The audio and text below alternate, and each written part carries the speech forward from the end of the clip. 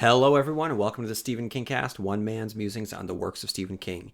Each week, I will review one entry in the bibliography of Stephen King in the chronological order of publication. And this week, what you're going to be getting is a deep dive into the ending of The Stand. When this episode was first released, it was in 2020.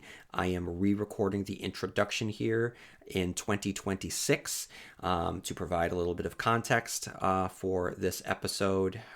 So I have reordered the episodes throughout the Stephen King cast to keep the flow based solely on the publication of the original novel, and anything related to that novel follows in between the review of the novel itself and the next novel. So at this time of the original recording of this podcast episode, I was focusing only on the endings. I had already done my reviews of all of the works of Stephen King.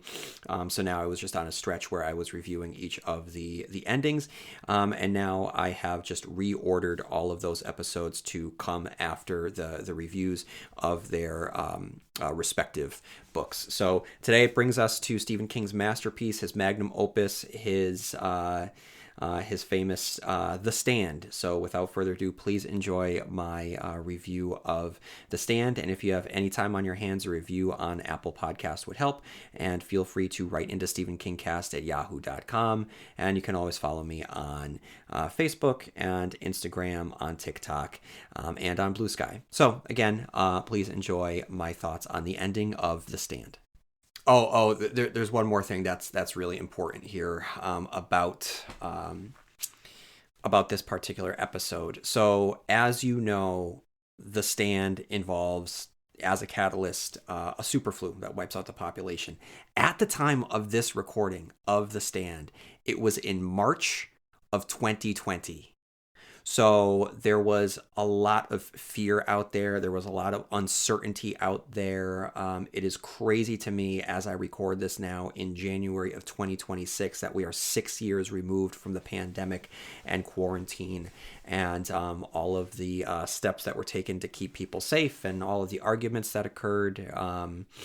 So it was very, I remember it being very surreal to be doing the review of the ending of The Stand, which is a novel that involved a massive superflu virus, as our world suffered from a very real unknown pandemic as well. And none of us had ever gone anything through something like that before.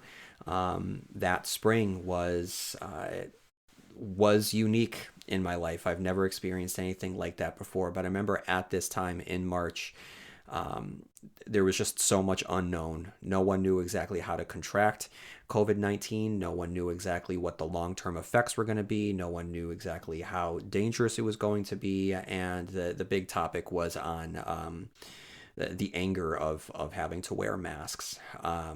That was a big thing. But schools were shutting down, places were being shut down, people weren't being allowed into hospitals, and we were all just asked to stay home. And there was just a lot of fear, and there was just a lot of argument occurring online as we as a society across the world tried to brace for this new normal.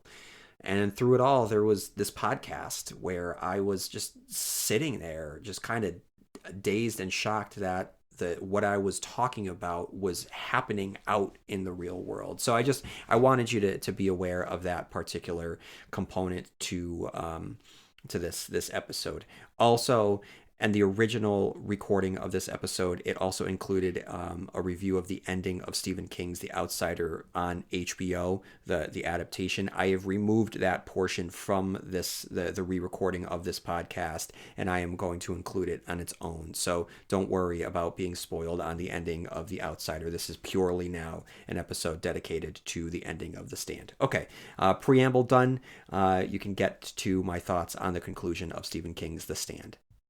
In previous episodes lately, I have announced that as we move forward, the focus of the podcast would be to examine the climax, the falling action, and the resolution of the endings of each of his novels and break it down by character, themes, conflict, and plot to determine whether or not it meets the criteria of being an objectively good ending. I will also weigh in on whether or not I like the ending. And today's episode, guys, what I will be discussing is the conclusion to The Stand.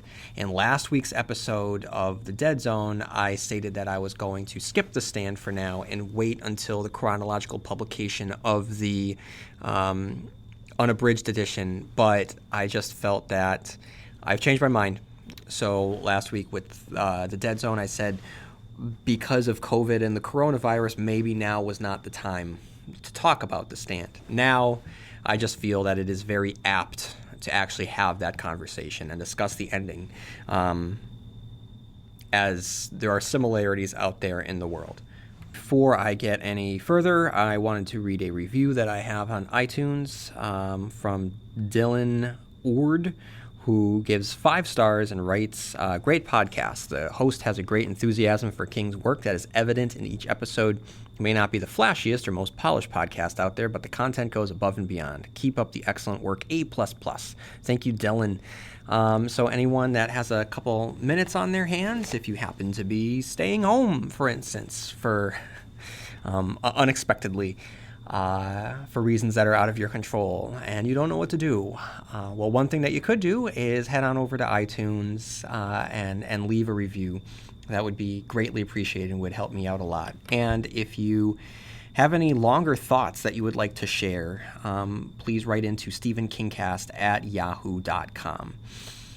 Okay, guys, so like I said, I'm going to be talking about the ending of The Stand. And in order for me to discuss the ending of The Stand, let me just put The Stand itself into context by reading the Wikipedia summary, which is sectioned off into 3 different parts for each of the different acts, and it begins with Captain Trips. At a remote U.S. Army base, a weaponized strain of influenza, known as Project Blue, is accidentally released inside a secret underground laboratory. Charles Campion, a soldier charged with security, manages to escape the base due to a fault in its lockdown/containment protocols and flees by car with his wife and child. By the time the Army tracks Campion down to the East Texas town of Arnett and establishes a cordon sanitaire around it, he, as patient 0, and his wife and daughter have already died of the Project Blue virus and spread it to numerous others beyond the cordon. The virus has 100% infectivity and is resistant to antibodies and vaccines. A pandemic of apocalyptic proportions is triggered as the virus spreads rapidly to other countries, killing off approximately 99.4% of the Earth's human population as well as most animals. A multifaceted narrative told partly from the perspective of primary characters outlines the total breakdown and destruction of society through widespread violence, the failure of martial law to contain the outbreak, the military's increasingly violent efforts to censor information, the rapid collapse of society, the deliberate exposure of the virus in the Soviet Union and China to guarantee their destruction, and finally, the near extinction of humanity. The emotional toll is also portrayed as the few survivors must care for their families and friends, dealing with the confusion and grief as virtually everyone they know succumbs to the disease. The complete and uncut edition opens with a prologue entitled The Circle Opens that offers greater detail into the circumstances surrounding the development of the virus and the security breach that allowed its escape from the secret laboratory compound where it was created. It also expands upon the Army's response to the outbreak, scenes of civil unrest, looting and vigilantism, and deaths caused not directly by the pandemic, but by the resulting collapse of society. Second part, On the Border. Intertwining cross-country odysseys are undertaken by a small number of survivors in 3 parties, all drawn together by circumstances and their shared dreams of a 108-year-old woman in Hemingford Home, Nebraska, whom they see as an embodiment of good. The woman, Abigail Fremantle, better known as Mother Abigail, becomes the spiritual leader for the survivors. Mother Abigail directs them to Boulder, Colorado, where they struggle to reestablish a democratic society called the Free Zone. Meanwhile, another group of survivors is drawn to Las Vegas by Randall Flagg, an evil being with supernatural powers. Flagg's group is able to quickly reorganize its society, restore power to Las Vegas, and rebuild the city with the many technical professionals who have migrated there. Flagg's group launches a weapons program searching what remains of the United States for suitable arms. Mother Abigail, feeling that she has become prideful due to her pleasure at being a public figure, disappears into the wilderness on a jury of spiritual reconciliation. During her absence, the Free Zone's leadership committee decides to secretly send 3 people to Flagg's territory to act as spies. Harold Lauder and Nadine Cross, who are disaffected Free Zone inhabitants tempted by Flagg, stage an attack on the committee with a bomb. The explosion killed several people, but most of the committee members avoid the explosion thanks to Mother Abigail's return.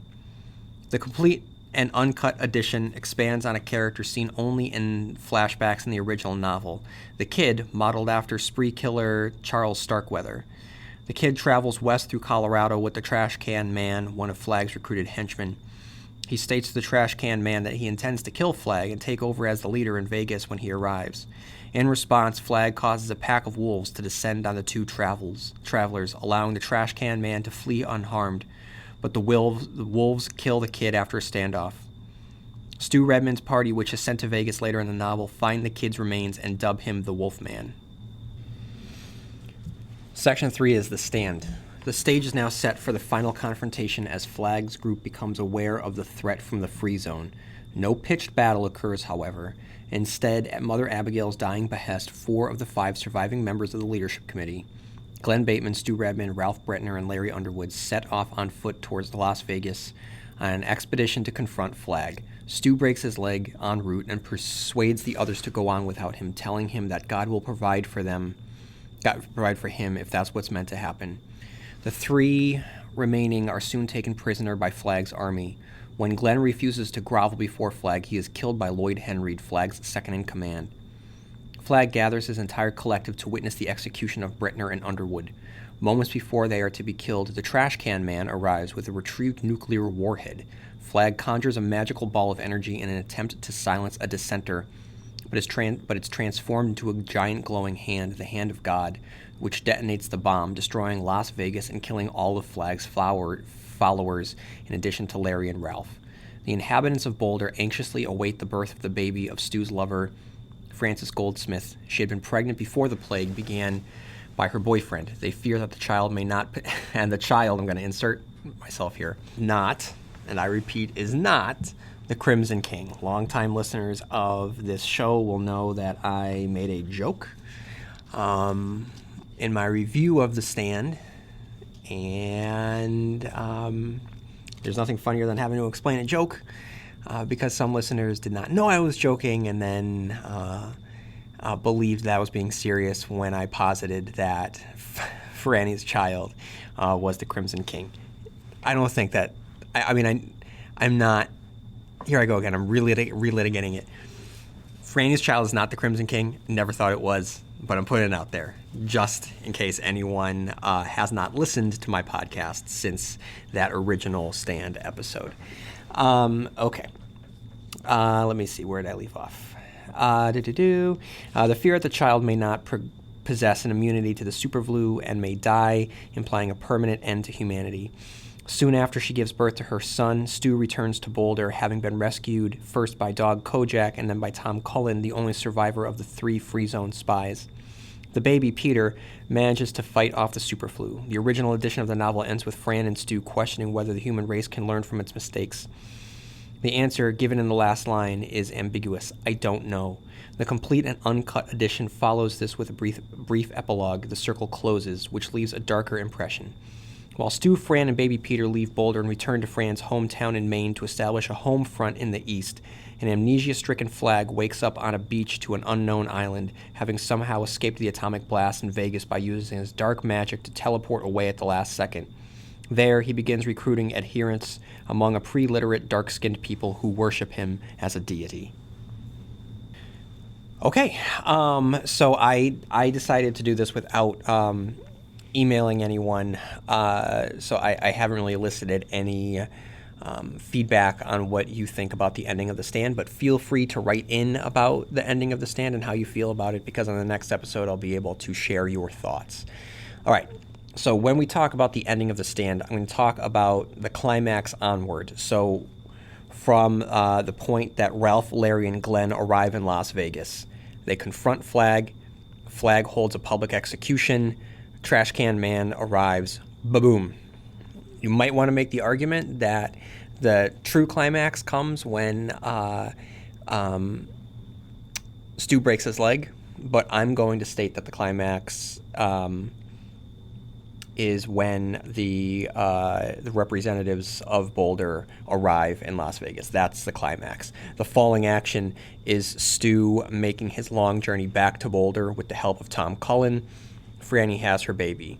And the resolution is Stu and Franny, they reflect on their time, and King hints at a dark future for humanity with the rise of a fascist police state in Boulder, and of course just the button at the end with Flag on the island. So let's talk about the criteria for a good ending, as opposed to a subjective ending along the lines of, did I like it? So in order to determine whether or not it is quote-unquote a good ending, I'm going to answer a series of questions, the first of which is this. Does it provide an appropriate conclusion to its characters that are consistent with the characters' actions, conflicts, or themes of the book? The answer is a resounding yes. Every one of the characters are serviced well by Stephen King. Whether it is, Larry coming full circle and giving his life for others.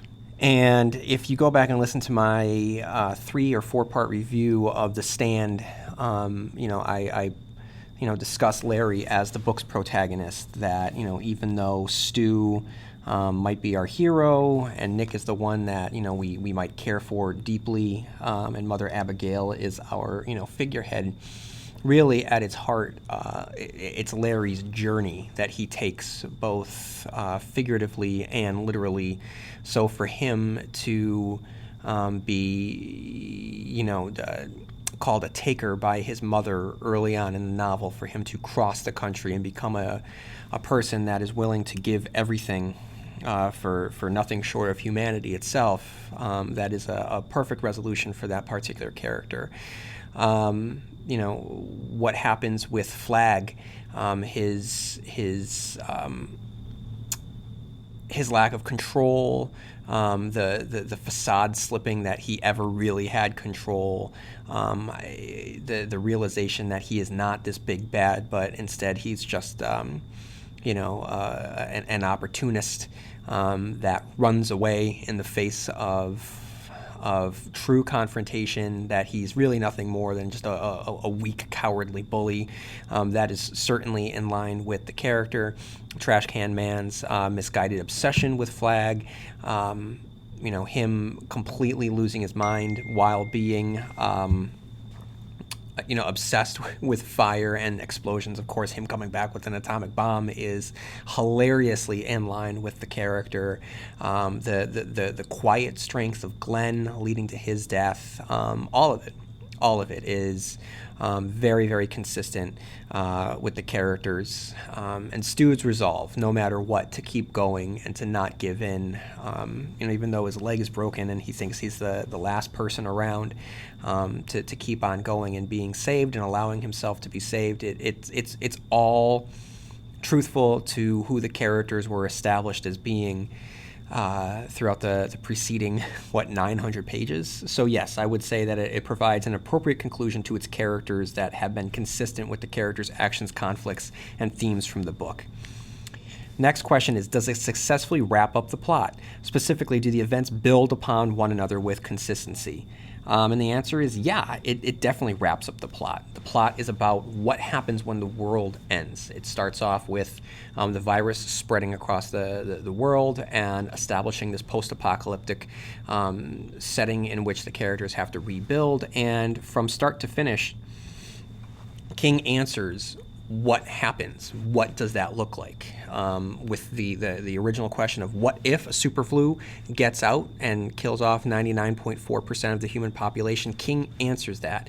And he shows what happens when you stand. All right, the book is called The Stand. So I would say that with the premise of the title and the premise of the book, it wraps up the plot, but leaves enough ambiguity for us as readers to mull over, because there is no set answer for what humanity will ever do next, or what the inherent truth of humanity is. Are we inherently good? Are we inherently bad? Are we inherently selfless? Are we inherently selfish?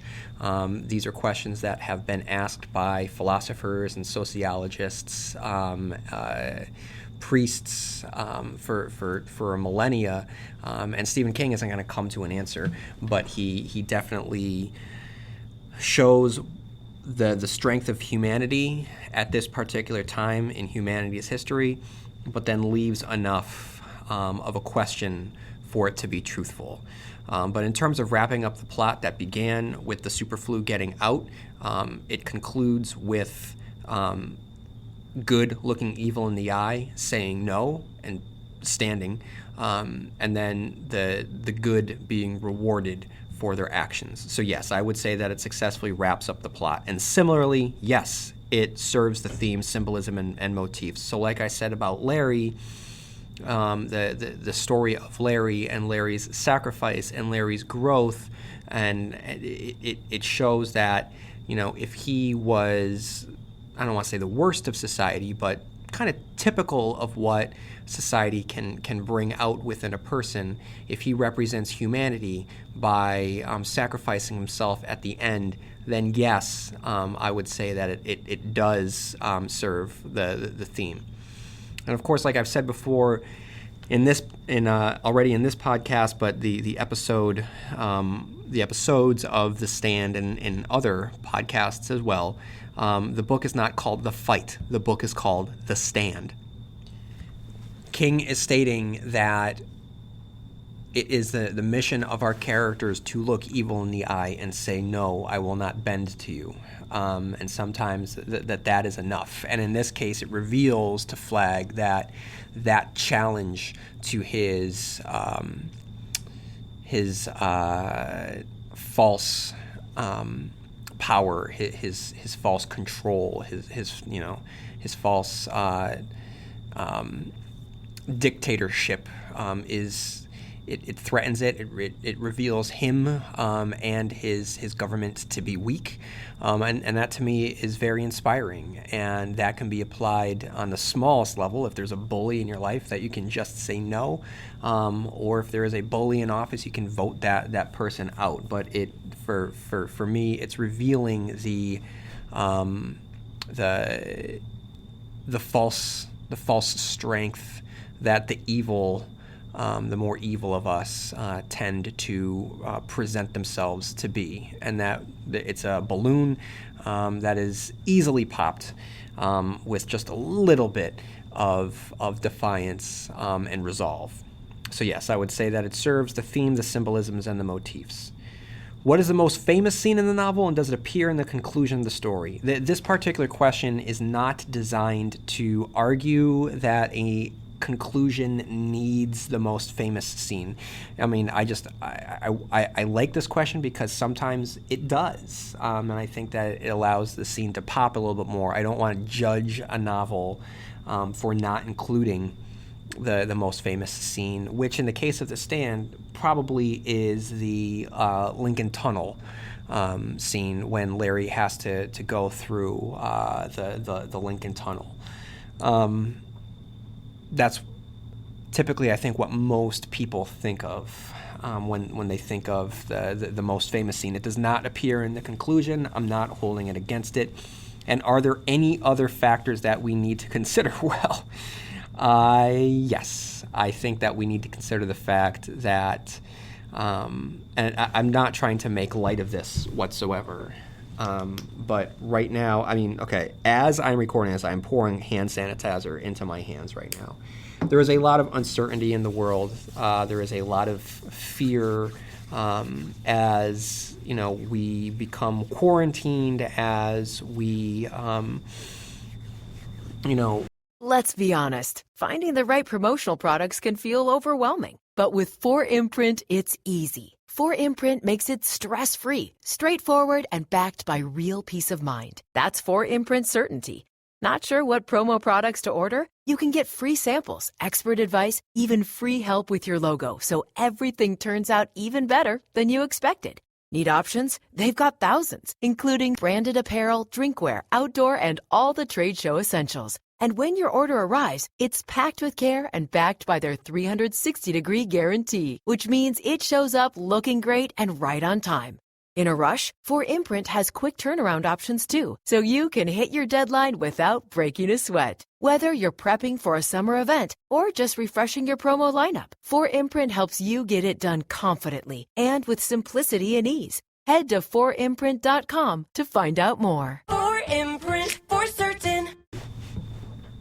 As we watch the internet and see footage of quarantined countries and death tolls rising and empty grocery stores and selfish people stockpiling necessities and goods and trying to sell them for an inflated price, we're seeing aspects of the worst of humanity out there right now, as our civilization and as our society is threatened by an external force that we were not prepared for. Obviously, the events within the stand are they're stylistic. In terms of the numbers of the dead and the statistics of the mortality rate, and that's not comparable to what's occurring right now with COVID-19. At the same time, there is definitely similarities to be drawn if you have read The Stand. I mean, for anyone that's read The Stand or watched the ABC 90s movie version of it, then it's hard to watch the news, and it's hard to, look on the internet without thinking of it. So, yeah, there are factors right now that just make the story a little bit more ominous, I think, than it was on any prior reread, because right now it just feels like we're in the first 400 pages of The Stand, and I don't think that any of us have started having dreams of a dark man walking through the corn or a lovely old woman sitting and singing on a rocking porch. But I know that if I start to have those dreams, I hope to see all of you in Hemmerford home when we start to make our way towards Boulder, Colorado.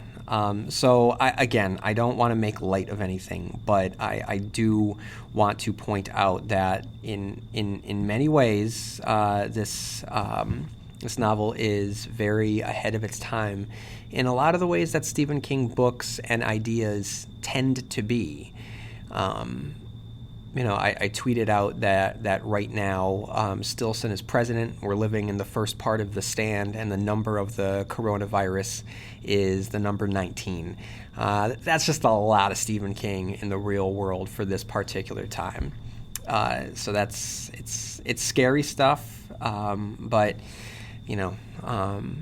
there's definitely precautions that we can take. So just be safe, guys. Stay home, listen to the Stephen King cast, watch Netflix, watch HBO, hang out with your family if they live with you.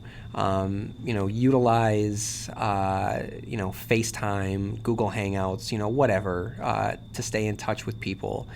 We have the infrastructure for social distancing and to keep each other safe in order to flatten the curve. So please do what you can to just make this world as safe as possible. So I'm kind of getting away from things right now, but going back to what I was saying, do I like the ending? Yes.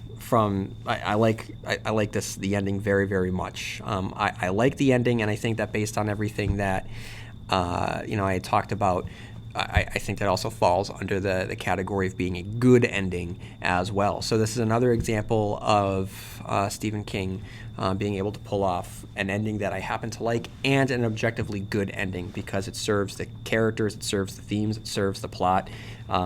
It fulfills the promise of the title and the premise of the book. So all around, I think that it wraps things up very cleanly, very consistently, to be an objective good ending.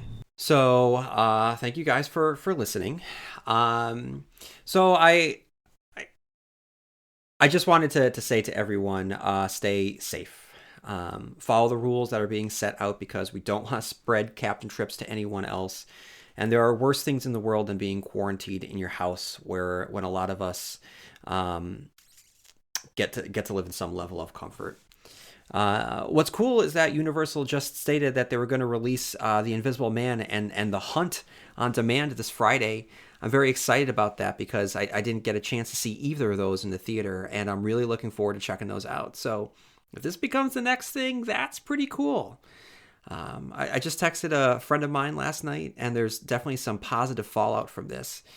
I don't know. It reminds society the inherent importance of service. The fact that we all should stay home and that we're all called to fulfill that duty. I think that kind of brings us together. It allows families to come together in inventive ways.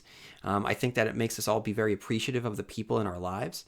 And it shines a light on what the government can really do. And it holds politicians in the future to ensuring a better infrastructure for everyone. And it's going to make the aftermath of all of this so much more appreciated. And lets you appreciate the little things, knowing how fragile civilization really is. So I think that we'll get through this. And I will do my part trying to make sure that the podcast keeps on going as long as it possibly can, even though we'll all be busy in our own ways. Though time is freed up for many of us, we're all still going to be busy in our own ways. So as you know, guys, stay in touch. Right into the stephenkingcast@yahoo.com. All right. And take care, everyone. May you have long days and pleasant nights. And I'll see you here next time where MOON spells Stephen King Cast.